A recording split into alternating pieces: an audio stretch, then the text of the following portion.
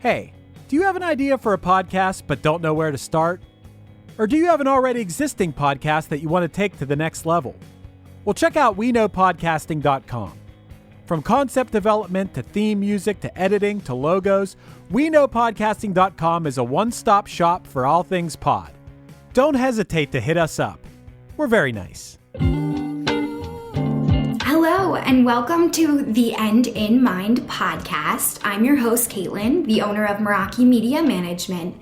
The End in Mind is a place where we come to share stories, tips, and strategies of many entrepreneurs, creatives, business owners, and just some people that aren't willing to live the traditional lifestyle. We talk about how to live outside of the box today and how to incorporate what really is important in your life to keep that end goal always in mind. Again, if you would like to reach out to me in any type of way, you can find me on Instagram at Meraki_media_management. And I hope to hear from you all soon. Thanks so much and enjoy our show.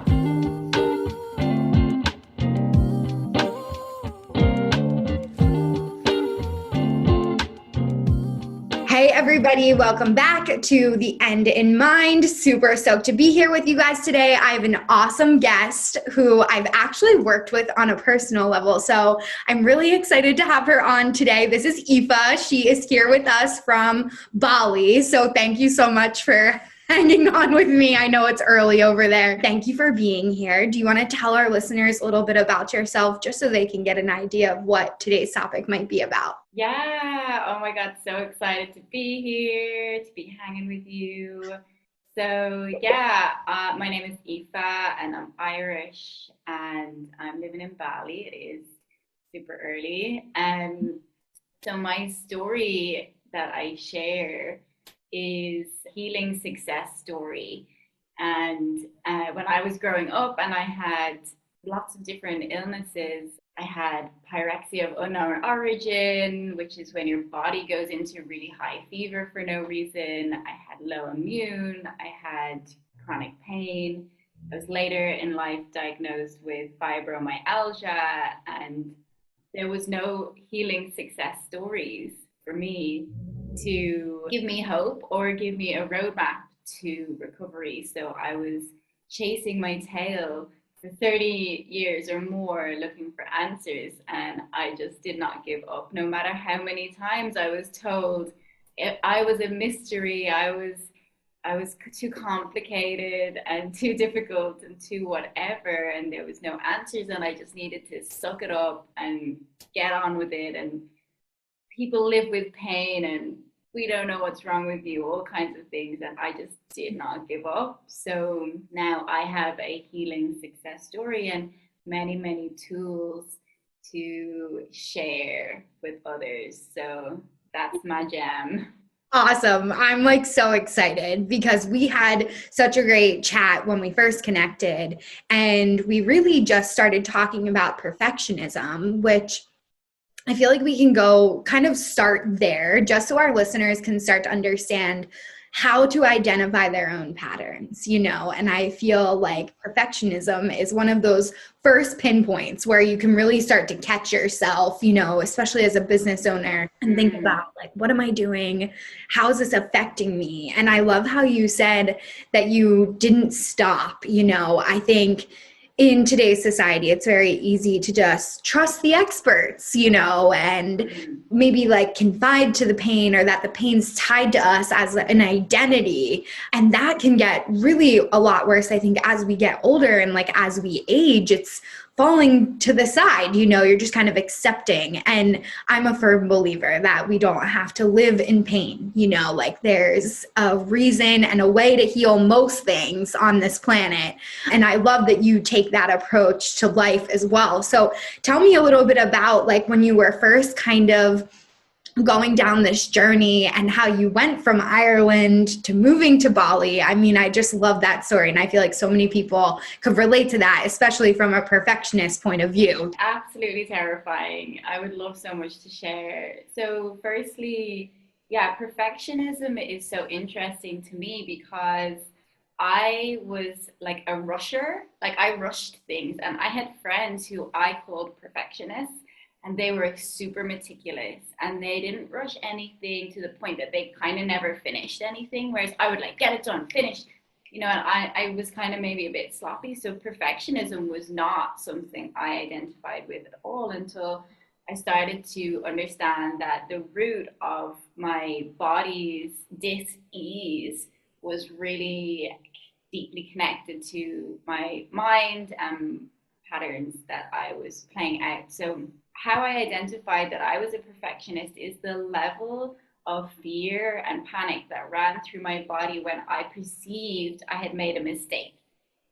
It was like totally disproportionate. Like, and it was not even whether the fact was that I had made a mistake. It was I had perceived I had like done something that was not good enough, and that I'd made a mistake. And then of course I knew that I had a really, really intense inner critic. Like, I horrified a therapist once.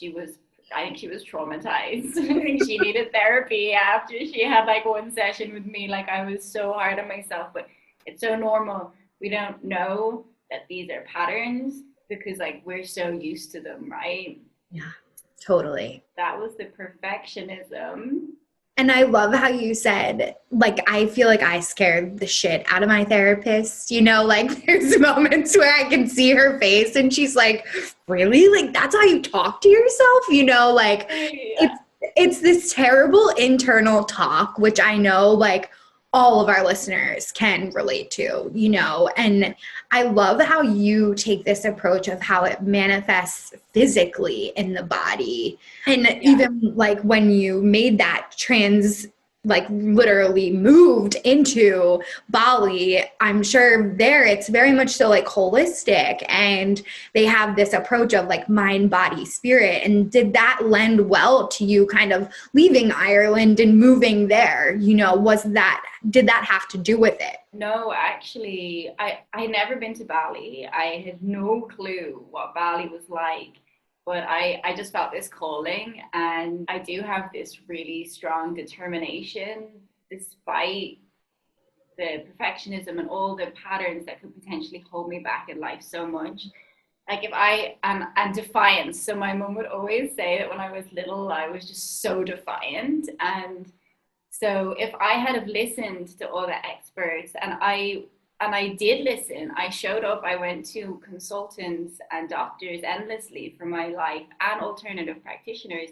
But if I had listened to everybody, then like I would probably be dead in a ditch somewhere, like it would. And that's no joke. I was so ill and I was getting sicker. So if I didn't have this defiance, this like rebellious, I don't care what you say, I know. Like, and people would just be like, oh, she won't listen to us. We're just like, and I'm like, no, I know there's another way. So this also happened with Bali because everyone's like, there's a global pandemic, don't travel, stay indoors, don't go out, the borders are closed. And I was like, hey, I started off saying, I wonder if I could go on holidays to Bali. Then I was just like, what am I talking about? I'm just gonna move there. And everyone's like, what are you talking about? Who do you know there? I'm like, I don't know anyone there. They're like, have you been there before? No. It was just wild. How are you going to get there? I was like, I don't know. I'm going to figure it out. I love it. And step by step, I just was like researching, and I found a way in. But like, I had no clue. Like, I was walking blindly into something, but I had this fierce determination. It was the same with my healing. Like, everyone's like, this isn't working, whatever you're doing isn't working. And I was like, I don't care. I still believe. It's like this burning desire. I don't know if you've ever read the book Think and Grow Rich, but it's like, they just talk about this burning desire, and I can really relate to that because like my world could be seemingly falling apart in lots of ways, but I just have this burning desire that seems to carry me through. So no, moving to Bali, it brought everything up. Yeah. I had healed to a certain amount, but I was still in so many comfort zones. I still had like so much support from whatever. I still was in so many comfort zones that were not exactly healing. They weren't helping me to heal. So I knew I had to break free. Like, that's really something I knew. I always know fiercely like what I need to do, but I don't know why I need to do it, right? It's just like, or how I'm going to do it. I'm just like, I just know. And I'm like, so I burst out of Ireland and I landed in Bali and I freaked out. I had ripped myself away from every one of my comfort zones, my support systems. Right. And everything came up. All of my old patterns came up stronger, harder, faster.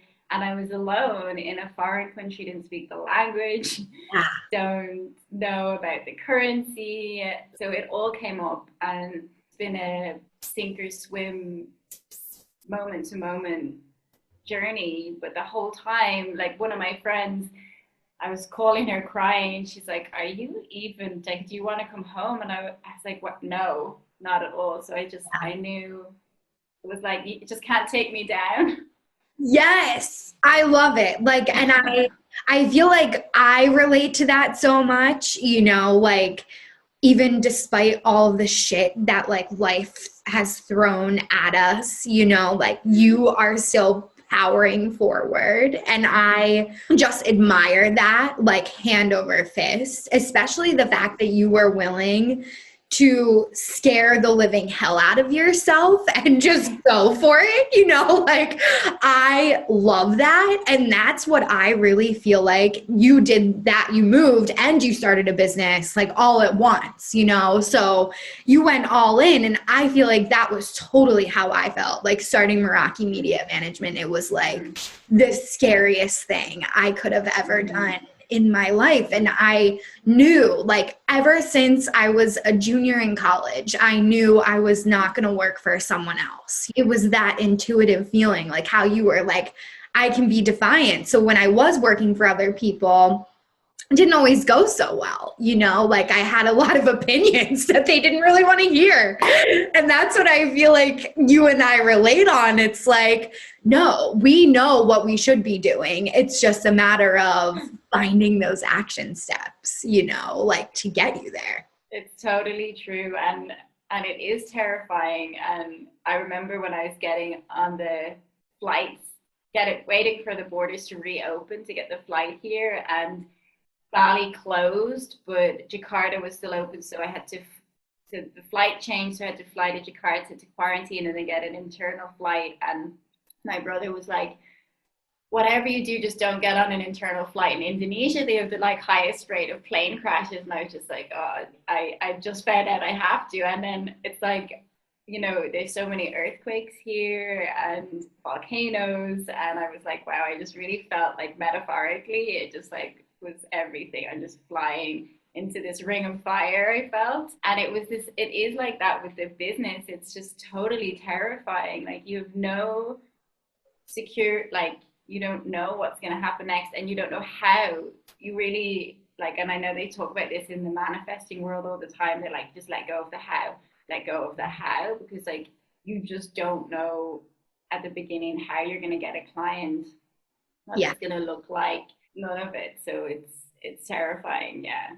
It totally is. And like, you know, you're still there and you're doing it and you've persevered. And that's what I think is so beautiful about what you do and what you do with women. It's like, yes, you can do this too. It's not impossible to face these fears. You know, like I love how you said like flying into this ring of fire. It was like this point in life where you were like, no, I have to get out of Ireland and go away and like do my own thing and have no security blankets. And that's like the best feeling in the world. Like, even though it's scary, it's also so liberating. Like when you start a business, it's like these opposite emotions. And I feel like they definitely can manifest in the body when you're not able to manage them, you know? So I'd love to talk about how you work with your clients and what you do with them and how do those conversations go, you know, when you're working with someone? My journey was like, I was 31 or 32 before I found something that worked for my body, for my diagnoses, my incurable illnesses and diseases, and IBS and fibromyalgia and many other things. And that moment was really understanding the mind-body connection, and that I had certain patterns that I had believed were me. I believed this was my personality, but then I learned that they were patterns, as if my mind was an operating system and I was running this software that was causing my body to be in a constant state of stress. And that stress was sending stress chemicals through my body, adrenaline, cortisol, and my nervous system was in a state of fight or flight. So that was causing all the dis-ease in my body and affecting it in all these different ways. So just that simple understanding was one of the biggest moments in my whole entire life, because all of my time, all of my energy, all of my resources was previous to that were flying in here, there, and everywhere, going to this consultant. I'll fly to Australia, I'll go to a consultant there, I'll go to India, I'll go to healers there. But I was always way off the mark. I was doing all of the health regimes, like the diets, the practices. I was really diligent, right? And I was like perfectionist. So I was like doing them all by the book. But it didn't matter how many crystals I hung around my neck, or how many green smoothies I drank, or how I gave up sugar for 6 years. If I didn't, like, it didn't matter. I was still getting worse because I was running these toxic chemicals through my body because of this software. Yeah. It wasn't me. And I believed that all of that was me. So there was just so much self-loathing and confusion. And so just that simple understanding. So I know a client is ready for me when that blows their mind, and they're just like so relieved. Like the relief, I cannot even tell you the relief, like that single understanding can bring. And then you just know that that's where you're working from now on. And that can mean you might not eat sugar, or you might do whatever you want, but you know that this is the root, and everything else is just added care. But this is always the software, the root that you're working with. And when I'm speaking with someone and they're interested, but they're still really believe in their diet, or really believe in they're just like, yeah, I've got that, but, and they're still really holding on to the other regimes, then like, it's just not time for them yet. But the ones who are just like, like it's like they've taken a breath for the first time. Yeah. Like, boom, you're so ready for this. Yeah. I can relate to that. Like, even when we were first talking about, working together, I was diagnosed with like high blood pressure a few years ago. And I was like, what the hell is this coming from? Like, I've never had these issues before. Like, yeah, it does run in my family, but I'm like, I'm 26. Like, what the hell is going on? Like, I should not be having high blood pressure. And I truthfully believe it was exactly what you just said. Like, the software in my body had just always been on fight or flight. And I had this terrible pattern that every time I would feel threatened, or literally I feel like at times not asleep, like then I had this adrenaline like pumping through my body. And I mean, once I finally stepped back, like I moved into my own place, I got some space, started meditating, I felt this like literal crumble of weight being pulled off of my back. It felt like, and it first happened to me like when I meditated for 30 minutes, and I started to finally feel relief in my body.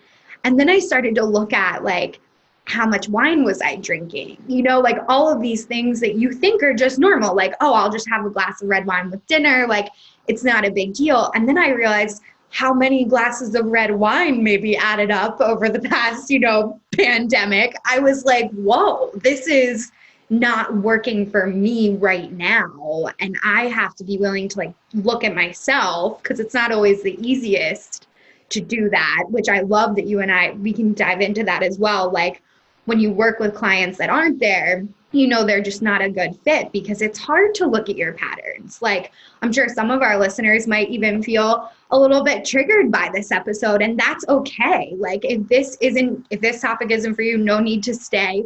Come back when and if you're ready. But I really resonated with this. And that's why I felt like this message would be perfect for you guys to hear, because this is what I feel like started my holistic journey. And meeting someone like you just really sent it home, because it's like all of these theories that I have like build up in my brain. It's not like I really work in this space. I mean, I work with holistic practitioners, but I had nobody to talk about it with. I love that. I love it so much. And it's really true. It's so uncomfortable to look at your patterns. I had so many, pointing the finger. This is something I'm really started to talk about. I would point the finger at my exes, like, you are hurting me. You hurt me. You did this to me. My parents, you are doing this to me. So to actually see just how much, like my coach says, like, no one has a gun to your head and is keeping you in these circumstances. So I was like, like, you're staying in these circumstances and then pointing the finger and you're running all this stress. And so for me, even when these relationships would end, I was still running the pain and the suffering. I was running that software. Yeah. It's a big deal to own that. Yeah. To own that. But it is so much better, I'm gonna say, I can't think of a better word, but to feel that uncomfortableness and then to feel the power that comes with that, and the power for change, and the power to not have these things repeat again. Yeah. Than to just have them keep running, right? Like change is uncomfortable, but it is not as uncomfortable as never changing. Yes. Oh my gosh. So well said. I feel like that can be like the title of today's episode, because that is how it feels. And I feel like that's within like our personalities, like it's like a deep intuition that we know that we have to change. Like, I feel like my whole life it was like, okay, this isn't working. I'm going to change, So like when you already have that pattern wired in you, it's kind of easier to change when you might be that person that's maybe not, a risk taker, and they don't feel that way on a general basis, and change is so scary. Of course there's moments where change is scary for everybody, but I was definitely more willing to jump in headfirst than I think most people were. And I think that may be like the biggest hurdle, is understanding that change is actually so much more beneficial, Right. Yeah, like this is obviously part of, like, we all have natural strengths, right? And obviously you and I have that natural strength of always just been like defiant. No, this needs to change. I don't know how it's going to change. And I've always taken huge, big risks in lots of different ways.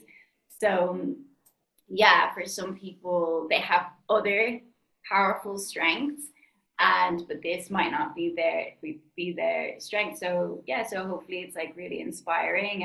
And the thing is that change is so threatening to the subconscious. Like it's survival. Like, you think you're gonna die. So I've been in Bali nearly a year, and a lot of the time I felt like I was gonna die.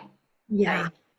And it's not that I was literally in danger, like someone was gonna, I mean, there have been some hairy moments, but my subconscious is just like, I'm gonna die, just because I'm literally burning off these old patterns, and my subconscious doesn't know what's next. So it's like trying to protect you. It's like, thank you, subconscious. I know you're trying to protect me, like a really overprotective parent or something. You're just like, no, you're gonna die if you go down this new road, because we don't know what's on that road. It could be full of goblins and ghouls. But you're like, well, that well-trodden path is actually full of goblins and ghouls, and I'm trying to get away from them. So even if there's some goblins and ghouls on this new path, I am willing to face them, because like, hell no, do I want to walk down that old, well-trodden, self-loathing, sick path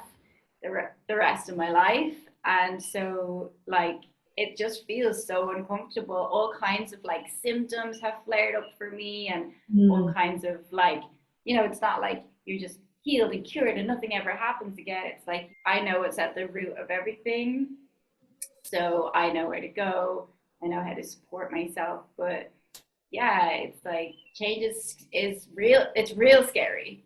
It is. And I love how you said that feeling of like you're gonna die. Like I feel like I have that feeling every day. Like Yeah, right. that's terrible, like what you said, and especially moving, like literally having no one to really like, run over to their house. Like I'm sure now you have plenty of friends that you could, but it's like in the beginning, you're like, I'm literally alone, and that was, I feel like so many of our listeners can resonate with that feeling of like, I'm gonna die if I don't continue down this road, and it's one of those moments for me where I'll even say it out loud to myself, like to realize that it's a pattern and like my subconscious is coming up and I'm having this perfectionist moment. Like if a client's content goes out and it's incorrect, I will literally sit there like for a minute and I feel like paralyzed, like I'm gonna die, like it's terrible. It's one post on Instagram, it's not the end of the world, like most of the time the client's not mad, it was an accident, but we do this to ourselves, it's so sad, and I feel like society's programmed us that way. Totally. So I have to share with you once, so I was like dating someone when I was here and we broke up. And at the same time, I had just done a bunch of like my first sales calls that I thought had gone well. And in the same day, like all of those sales calls, people got in touch with me and were like, nah, not gonna. I was like, I made 10,000 euro. And then everyone was like, no, no, no. And it was my first time getting that like a rejection when you've invested in like given loads of free support and you're invested in the outcome. It's all a whole learning journey. But that same day, I drove out of the gym and saw my ex with some like, total babe on the back of his bike. And I got home and, I'm still like new enough in Bali and these are all patterns. And I got home and I made a video content I put it on Facebook, I put it everywhere and I was like crying in the video, but I had that feeling. I think I didn't sleep for about like 4 days. I was like, I'm going to die. Like not only did all these things happen, but I think the worst thing I had of it all was putting up a video that I felt was like me being a mess. I'm gonna, like the feeling, I was just like, I'm going to die. It was so intense. So yeah, I just really, really relate to that so hard. And it is, what happens is we're little kids. We are little sponges until we're 7 years old. We're just sponges and we're just like taking in our environment, and our operating system needs the software. It's like you need to start to download some software about who you are in the world and how to operate in the world, because you're going to have to operate on your own soon, to a certain extent. And so you make these conclusions about yourself, about who you are. You download the software, who you are, and what survival is. And if you were like, I always think that it's highly sensitive people who end up with these kinds of programs that affect their body. So you're highly sensitive, highly intuitive, highly caring. So you see your environment and you see that people are stressed or, whatever, however you grew up, you conclude that you need to be perfect and not make any mistakes, and you need to push down your own needs so that to make your environment safe, so that you will get fed. And it's truly survival when you're a child. Like you need your environment, you need those people to so that you survive. So it really is, I'm gonna die. Yeah. It really, that's a fact. Like I'm gonna die if I don't get these people to take care of me in a way. And it's just your own perception, right? So you get that software, and then you just, from 7 years onwards, you're just running that software. You're like, I need to push down my own needs. I need to not make a scene. I need to not be this, not be that, not be that. And I need to be like this, which is just like whatever, like smiling, perfect, say the right thing, make the people around you happy so that I don't die. So when you start breaking out of that and you're like, I'm just going to put up a video, I'm crying, whatever. And it's like, then that program is like, well, you are gonna die. So I love that explanation. Like I actually feel like you're gonna change lives of the people that are listening today, because this is what we all need to hear right now. And like as we come up through this awakening, like that society, culture is going through, like I truthfully believe 2020 like changed everyone, you know, and the highly sensitive person is like, no, I'm not living in this crap anymore. You know, like for once, I'm going to listen to what I want and what I need. And I remember the first day that I made that decision, probably since I was 7 years old. But when I finally said, like, no, I appreciate your opinion, but this is my decision. I remember feeling this moment of like, my family's gonna hate me, you know, like this distance is gonna cause a lot of rifts in our relationships. Like so many things go through your mind when you're making this decision, but it was that small inkling of a voice within me that was like, no, like I know that you think that might happen and that might happen, but we're going. And like what you said, it's like when you're 7 and you're like, I actually might die. Like you feel that. And I think explaining it in that way of like children is such a good way to explain it to even like people that I'm sure that you work with. It's hard to get these concepts because they're kind of like so big, you know, it's difficult to comprehend at times if you're not in this space like on a daily basis, you know. For sure. I love that what you shared about your granddad, because that's the thing is, right, that it's actually our own perception. Yes. And so you went to school and you challenged that subconscious pattern. You could have not done it. Yeah. And then you would have been proving the subconscious pattern right for the rest of your life, right? So by doing it, you start to prove, and that is truly what this journey is for me, this healing success journey. It's like ripping myself away from something, you know, like, and like it's like my family. I also subconsciously had, you know, I was so entangled in my family. Like you are, it's not a problem, but moving away to Bali like this, I really removed myself, and that was really frightening. Like yeah. There's so much support, even if it's like codependent or whatever, and it's not really supporting you fully to thrive. So, but it's totally threatening to your survival. But then, so what is happening is you challenge these programs, and then you're hacking away. One of my coaches, she said that you're hacking away at a new path, you know, that old well-trodden path, and you don't know what's there, but you're like, have the machete and you're like hacking away at a new path, and you start to see, oh, my granddad's still here and I'm thriving. And so this is another thing, right? It's for people who have this like people pleasing, like giving helper patterns. We think we've learned to put ourselves last all the time, and we think that that's beneficial, that that's the most supportive thing to the people around us, because we're such like community thinkers, right? We're just like want to help, we want to like be, you know, bringing people together.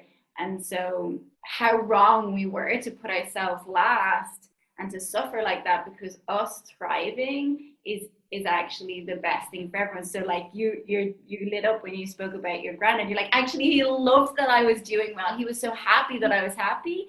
It's the same with my family. Like they're so happy that I'm thriving, and they're so happy that I'm growing. So we think that putting ourselves last and that us paying, you know, suffering, this martyrism, these things that I really grew up with, like it's just not like that at all. And the other thing I wanted to share about what you said was this highly sensitive person thing. You know, it's like this really is a time for highly sensitive people to like rise up, because only 20% of society are highly sensitive, and you as a highly sensitive person, you see, feel, and sense things that 80% of the popularity will never see, will never feel, will never think. Like you are literally we take in far more information in any given circumstance, right? And maybe in the past that made you feel strange or weird, and I'll just hide, that I like, you know, hide more. But it's like, no, this is actually such an important time when community thinkers, let's say, for want of a better word, are needed. Oh my gosh, I love what you said. It's like this shift from like highly sensitive to community thinkers is like a cosmic shift for me. That is how I feel. Like the people that are closest in my life, I'm so in tune with like them being okay, them feeling safe, and when I start to see them threatened, then I feel threatened. It's like this weird like energy ball of crap. And I think exactly what you said about shifting it to community leaders is like, that's actually a gift. But that belief of like, there's a beauty in these gifts.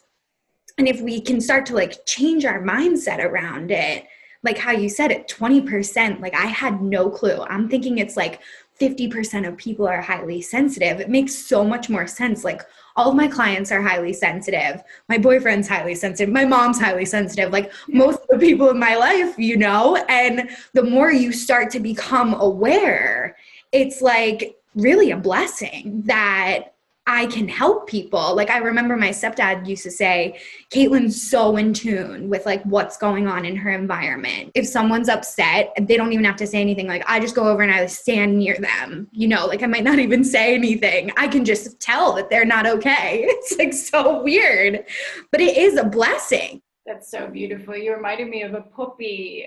Like, the way like dogs, like puppies can do that, animals, because they're highly sensitive, right? It's like, Yeah.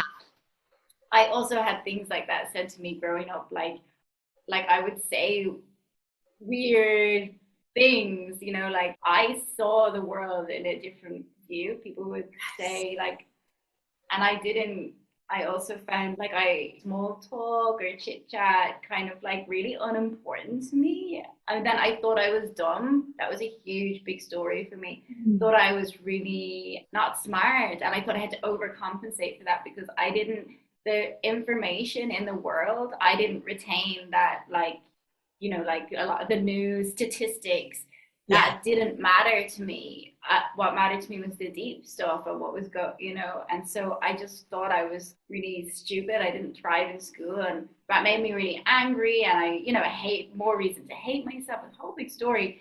A lot of my clients have that story as well, and it wasn't until I started to delve into my wisdom. I'm a highly sensitive person, and now if people are speaking about topics I don't know about, I'm like, well, they're just not important. Those topics are just not important to me, and that's okay. And that's really sweet that they're important to these people and they care so much about these topics. Great that we have people who care about these topics. For me, I know I'm so smart. Like I'm so clever and so smart, and I have these really important gifts. Like just standing beside someone, and because you just know you're sensing what's happening, it's like so important. Yes. And like you are so amazing. Like the fact that you've been able to discover this on your own, I mean, it's like fantastic. And I admire you so much, like the way that you speak about these concepts. You break them down into a way that makes sense, like to the everyday person. And I think that that's what's so important, like we need people that are speaking to this audience, because we do. Like, I remember when I was young, like what you were saying, like hide, just don't go anywhere. Like you think that something's wrong with you, especially with the learning disabilities or something like that. Like I had a learning disability growing up too. So I can totally relate to that. I actually have a podcast episode about it. If you guys are interested, you can go back and listen. But I thought I was dumb. And then like I went away to school and I'm looking around at all these people and like I'm the team leader, like I'm like, this doesn't make any sense. Like in high school, I was like, you might not even graduate. And now I'm like leading this class project. Like just how you are, like you're clearly a leader, like you're paving this path for all of us as highly sensitive people to change that mindset, and we can feel safe in our own skin. Like it's okay. The more we become aware that like maybe we're picking up on some energy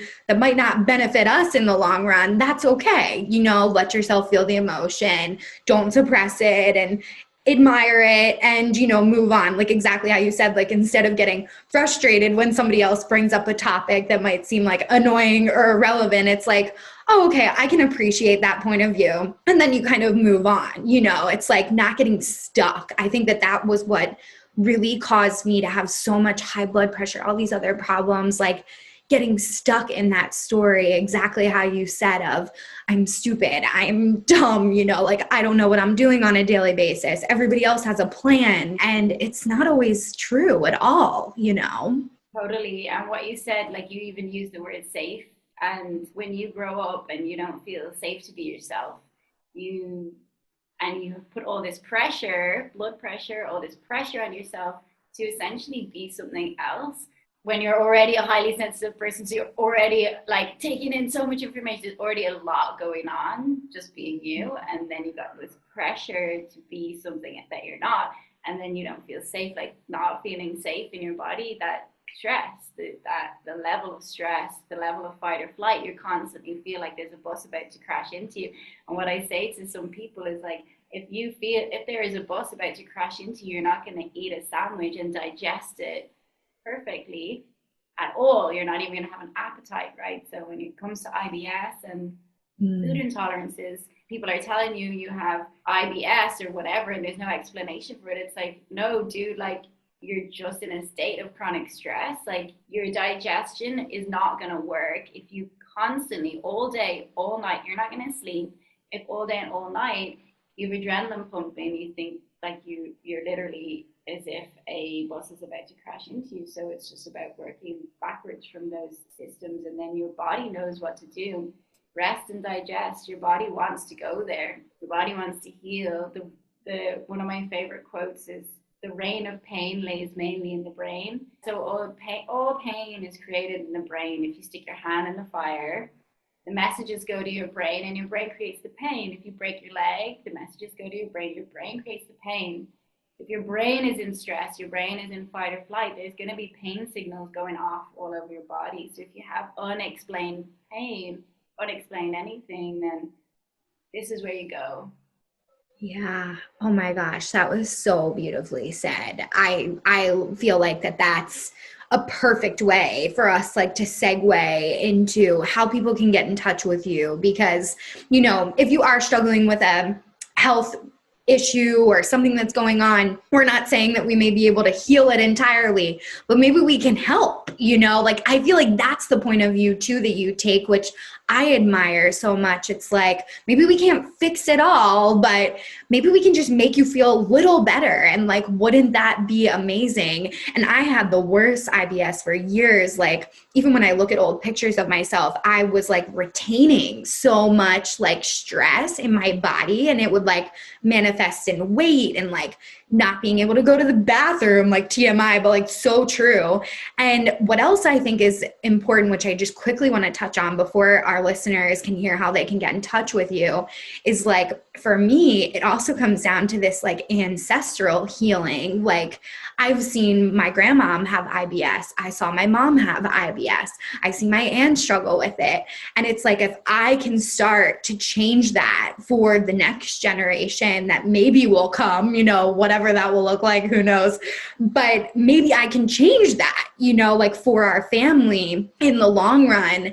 And I see that that's such a beneficial way to look at this too. Like, maybe if you don't feel like you're showing symptoms, but you see symptoms in your family, don't be afraid to investigate some of that or think about it a little bit more. You don't have to scare yourself, but just be open to the thought that maybe you're living in pain and you don't know it. Definitely. I think also I talk to a lot of people and they say, oh, that's not for me. I don't have any health problems. And I'm like, okay, I can visibly see you have a skin condition, or you just told me you can't eat gluten, or you said you don't sleep, but they're like, no, I'm fine, I don't have it. It's like, we're so used to, maybe it's we've been told like this is just what we get as a family, or the doctors have told you that it's just something you suck up and live with. But there is like this level of like accepting a low standard of well-being or something. Yeah, and like I feel bad for my family. Like, I'm like, wait, we don't have to live in pain. Like, that is actually something that I've been saying since we started talking. Like, even to my boyfriend, I'm like, we don't have to live in pain. And it's like over silly things, like when we run out of salt and pepper, and I'm like, we don't have to live in pain. But it's true, like sometimes we feel like we have to shut down or, just accept that this is the way of life. And that's so not true. Like, just because society tells you that, just because one coach told you that, just because your doctor maybe tells you that, isn't always true. Like, if you feel a burning intuition, reach out to us and get in touch. Tell everybody how they can get in touch with you. And then we'll also link all of the information below, just in case you guys are driving or something and you want to pop back in and get in touch. Everything will be linked below in the show notes. Yeah, great. So I have an Instagram, Aoife Mind Body. And I also have 2 Facebook groups. I have a Facebook group I run live workshops in. Yes. So leave the details for that. And then, yeah, if anyone wants to get on the phone with me, if it's just like really, really was like, oh my God, this is mind blowing, this is for me, I'll leave a link for a clarity call, a breakthrough session. I'll give a free offering for that, for this podcast. And yeah, I guess they're the best ways to get in touch and to connect with this journey. Yeah, that's great. And please take Aoife up on this. Like, if you guys don't take her up on this, you are missing out. We don't know how long she will give these free discovery calls, so make sure you get them in. Even if you just have small questions, like we just had such a great conversation. I'm sure she would be willing to talk to you. If you have concerns, thoughts, send her a DM and maybe schedule it if you think it's not overarching to do a phone call yet. But thank you so much for being here. I totally enjoyed this. I feel like this was like a therapy session. I'm like, I need to book a session with you because it really, like, seriously changed my outlook on it entirely. And that's why I just knew, like, I had to have you on this podcast, because if we can help some people get out of pain, like, that's the goal of mostly highly sensitive people. Totally. Oh my God. Thank you for having me here. I love connecting with you. I love your energy. I love your openness. I love your excitement. So I'm sure we'll chat again real soon. Definitely. Yeah. Oh, see you next time. Thank you so much. Thank you so much for listening to The End in Mind. I would like to remind you all, if you haven't yet reached out to me on Instagram, we are at Meraki_media_management. It will be in our show notes as well. If you would like to reach out to me, we always offer free coaching through Instagram based around our Instagram training and our business Instagram practices.